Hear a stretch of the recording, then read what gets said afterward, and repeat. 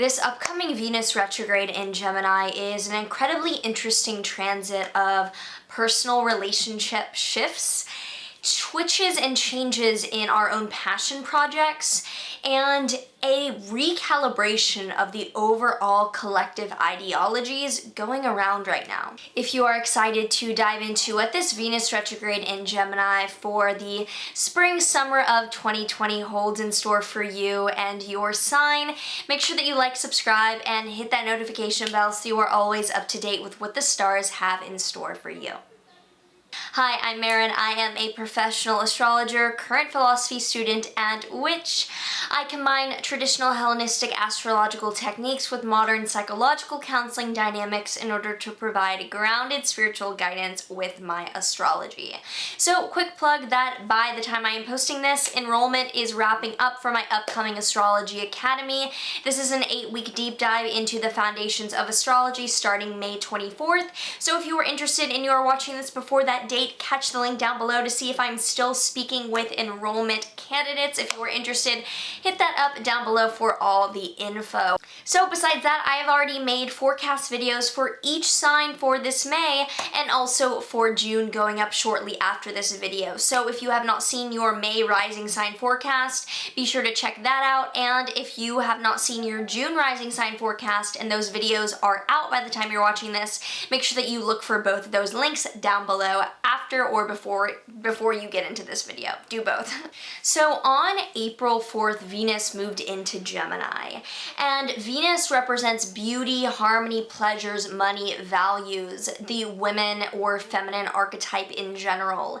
It's a mutable air sign when it is in Gemini. It's in the mutable air sign of Gemini, and Gemini is the sign of the yang home of Mercury. It's the transition from spring into summer, and it's kind of the idea of bubbles beginning to rise to the surface as water heats up. It's not quite scalding or boiling, but the atoms are going crazy, and that really represents the mindset shift of Gemini beginning to happen. So there's a lot of transmission of ideas through things like brainstorming, lots of information being brought to the surface with the Gemini archetype, and with Yang Mercury, it's concerned with the production of ideas. It's the Yang home, so it's active, whereas the Yin home of Mercury is the passive, discriminatory Mercury of weeding down what ideas are useful. So with Venus in Gemini, we have the planet of beautiful luxuries coming through the lens of Yang Mercury. This is about finding pleasure in novel ideas. This is about falling in love with someone based on their intellectual inventiveness. It can also represent the themes of discovering a passion for a certain kind of study or appreciating the beauty of logic inherent in things. So throughout this transit, we can expect an enchantment with the nearby fascinations and what intellectual pleasures are popping up for us in our life. As well, with this transit, some of the fascination can be around technology, pop culture, euphemisms, and online lingo. Fascination with personal learning, personal development, and what bandwidth of information we want to increase. And, if Skillshare sponsored me, this would be the perfect video for them to pop up on, because I'm sure that this Venus retrograde in Gemini will coincide with people going back to learn and embark on the basics of what they want to delve into in a personal development journey. While Venus is in Mercury's home, we can look to where Mercury is, because Mercury will be the house where Mercury will be the landlord for Venus. Venus is in Mercury's sign, so Venus can only be provided for based on what Mercury is able to be resourceful around. Mercury is ruling Venus during this transit. So this is kind of funny, because during this 4-month Venus and Gemini transit, which includes the retrograde that we'll get into in a sec, Venus is in Mercury's home, and Mercury will be in Gemini, or Mercury will be in Aries, Taurus, Gemini, Cancer, and Leo. So Mercury is going through a ton of sign shifts during this time. It's in Aries until April 24th, Taurus until May 12th, Gemini until May 29th, Cancer until August 5th, and then in Leo after August 5th. So Venus entered Gemini with Mercury as the host, providing fiery, passionate energy to attract in the goals that we want to get out of our learning endeavors when it was in Aries. Mercury in Taurus provides more promise and steadiness behind what we're saying as Venus turns retrograde. And then for most of the Venus retrograde, Venus will be in Gemini, in its home sign, able to provide lots of resources for Venus to have the most useful retrograde possible, basically. So that I see this as a cleanup of sorts, and I'll get into what to expect. But some of the transits leading up to the retrograde are Venus trining Saturn, so that there's a certain amount of stability towards commitment. Venus in Gemini entered its shadow at 5 degrees on April 9th.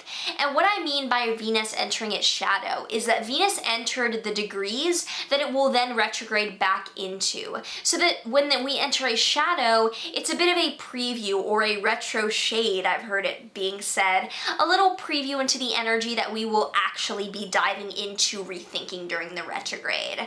On April 25th, Mercury enters Taurus, which gave us a bit more stability around the projects that we're pursuing.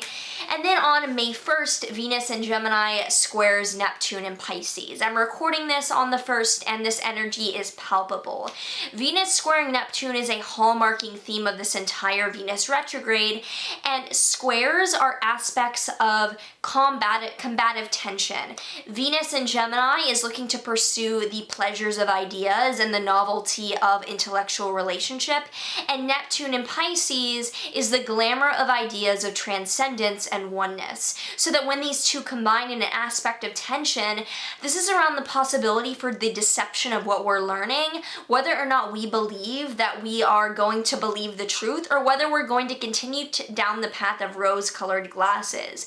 Venus in Gemini and Neptune together can be really great for like the beauty of ideas, the assimilation of divinity into what we find our learning to go towards. It can also mean that we are completely letting ourselves be blinded by the conversations we're having with others, and that our intellectual and social conversations really are too good to be true, and we are letting that slide past us. So that is a hallmark that we will return to throughout this transit.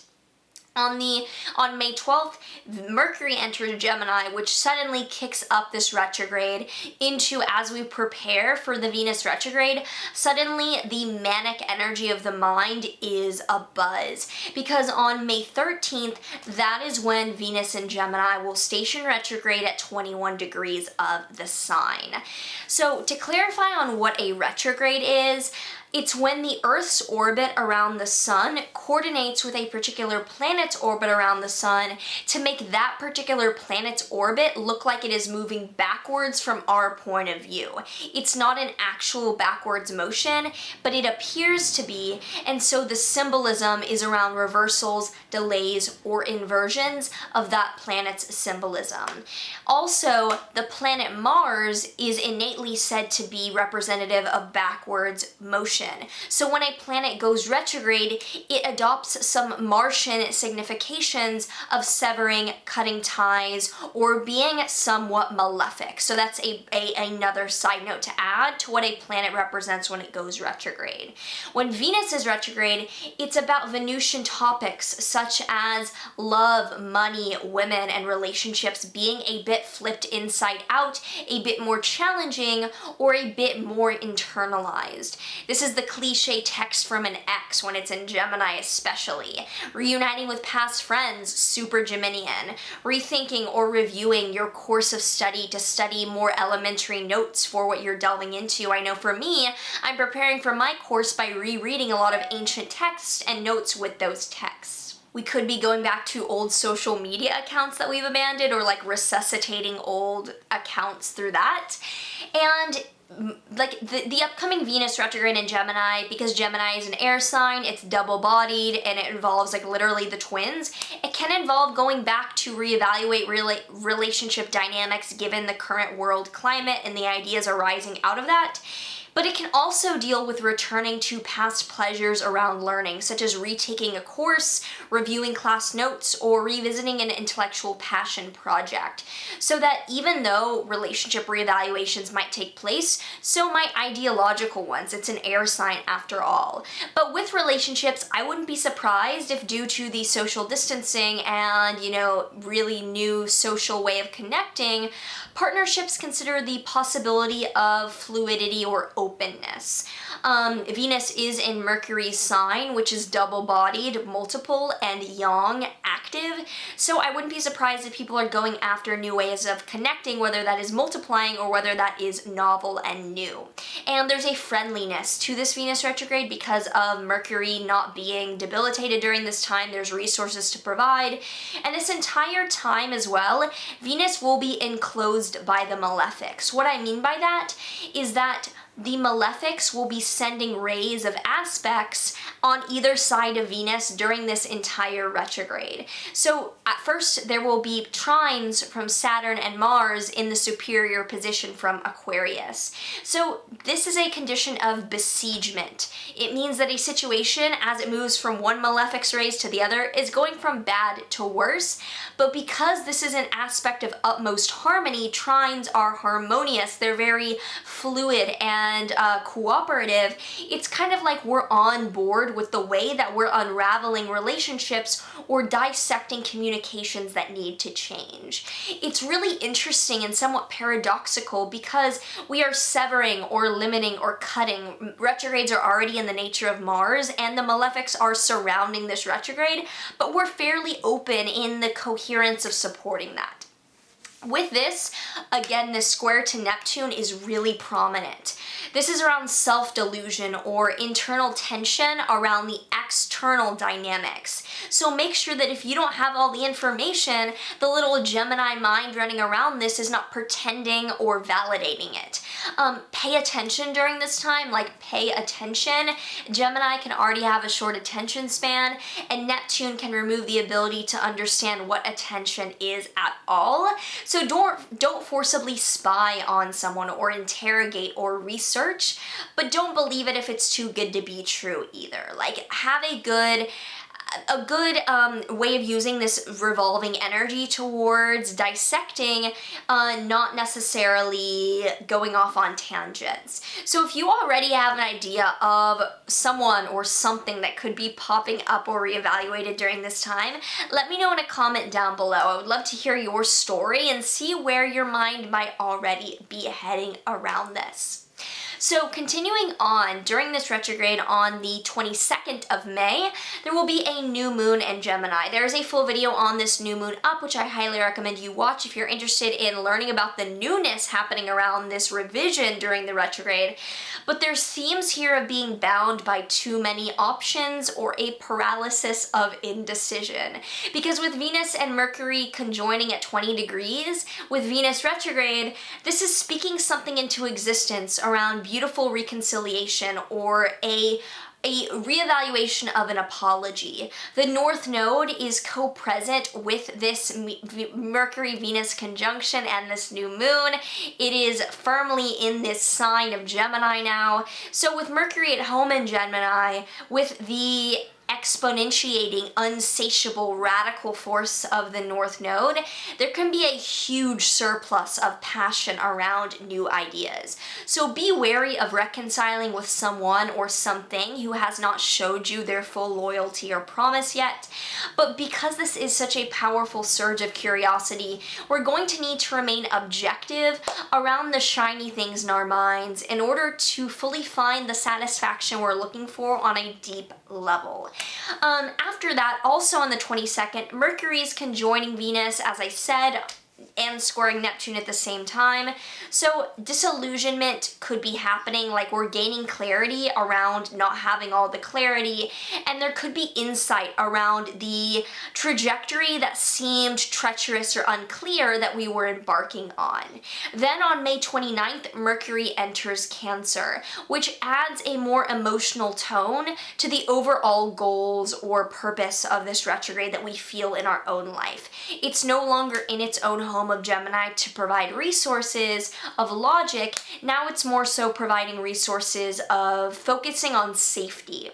Then on June 2nd, Venus in Gemini is squaring Mars in Pisces. Mars in Pisces will be there throughout some of May and into June, and this is the part of this retrograde that I am the least excited about, because with Venus squaring Mars, there are dynamics of maliciousness around ideologies that might have our enchantment to actually indicate some sort of commitment to an ideology that is not worth the cause. Watch out about committing to a story around your personal situation that is not helpful in the larger collective.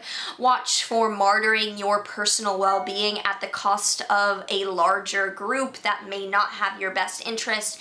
And watch out for being misled by woo-woo conspiracies. Not that conspiracies can't always be true, but just watch out for your own autonomy during this time, especially as June gets underway.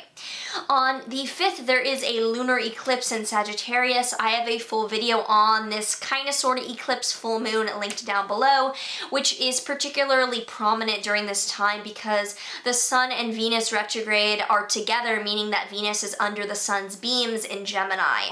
It is combust. It is made secret. It is not allowed to come out into the open.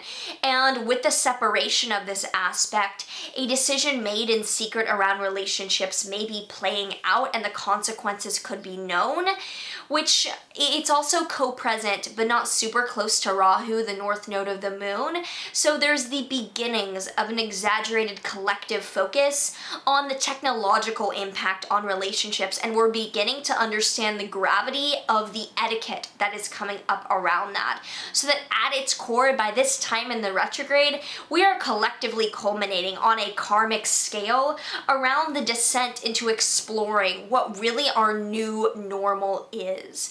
As well, on June 18th, Mercury is stationing retrograde in Cancer. So now our emotional processing around the new relationships and projects in our lives is a bit confused. There will be a full video out on this retrograde coming soon, so check back and make sure that you're subscribing and hit the notification bell to make sure that you are here to see when that video comes out, because I will also add information with the Mercury retrograde around Venus retrograde and Mercury sign. It's all super interconnected. But now moving into July, now moving on to the end of June, Venus will station direct on June 25th. So this does not mean that by the end of June we are in the clear around these misinformation and disclarities, but now we're turning around with the information we've learned about relationships, partnerships, and passionate learning to firmly move ahead with a dynamic that is of use for us. So then on the 27th of July, Venus in Gemini will finally square Neptune for the last time. I think that this will be the final moment of like, no, I see your lies, or I see my own lies, I see the bullshit disenchantment, and by the end of July, we are making the decision to powerfully choose logic over a shadow, over a fairy tale idea, because on the 28th, the very next day after Venus squares Neptune for the last time, Venus is clearing its retrograde shadow of 21 degrees. It is leaving where it was retrograding through,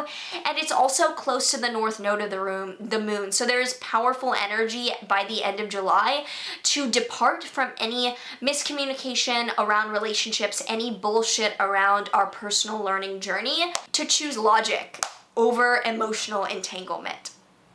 Then by August, Mercury is entering Leo on the 5th, indicating that we are vibrantly decided upon our values. Hopefully we've committed to the clearest, most rational, most emotionally parsimonious, and by parsimonious I mean simple or untangled, way of being in a situation around this, so that we can find the creativity in our lives and these projects and these relationships and build upon this. By August 7th, Venus is in Cancer and we are firmly out of this. The mind can chill, we can find harmony in relationships, and the journey we've been on, though we're thankful for it, we are ready to get out of it. So now we will go through each of the rising signs and describe what area of life this will be happening in. This is important that you do based on rising sign because rising sign sets up all of the houses in your chart and planets transit through the houses. So planets indicate the dynamics and the houses indicate the area of life, aka always listen to your forecast and horoscopes from your rising sign. So starting out for Aries risings, this will be in your Gemini 3rd house, reevaluation of relationships and projects around neighbors, siblings, or short-term travel, maybe writing projects as well. For Taurus risings, this will be in your 2nd house of finances and money, maybe a new relationship with abundance or with someone that you deal with financially. For Gemini risings, this is in your 1st house of self, physical body, and identity, so new rethinking around what that means to you and the relationships in your life. For Cancer rising, this is in your 12th house of isolation, mental lockdown, psychology, exile, being alone. So you might be rethinking your relationship to spirituality, what you need to rethink with the pleasures that you find by yourself, the rethinking old self-destructive habits as well. For Leo risings, this will be in your 11th house of groups, friends, and networking, so you could be rethinking groups you're a part of, your hopes and your dreams alongside other people, and rethinking social groups in general. For Virgo risings, this is in your 10th house of career and public image, could be reevaluating the relationship with a boss or with what projects support your career. For Libra risings, this is in your 9th house of foreign travel, philosophy, higher educational affairs, and outside cultures. So you might be rethinking a relationship with a foreign partner, an authority figure, or your relationship to learning for a degree. For Scorpio risings, this is in your 8th house of shared finances and joint assets, so you could be rethinking how money is shared between you and a partner or your assets with money in general.